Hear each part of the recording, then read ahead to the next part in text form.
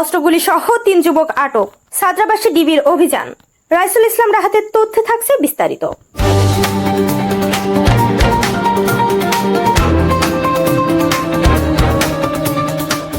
ঝিনাইদহ শহরে গোপন সংবাদের ভিত্তিতে অভিযান চালিয়ে 1 শুটার গান ও 2 রাউন্ড তাজা গুলি সহ 3 যুবককে আটক করেছেন জেলা গোয়েন্দা পুলিশ ডিবি।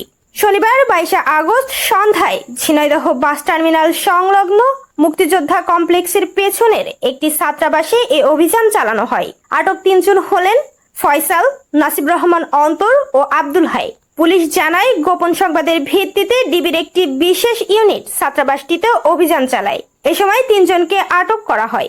পরে তাদের কাছ থেকে একটি দেশীয় 1 শুটার গান ও 2 রাউন্ড তাজা গুলি উদ্ধার করা হয়।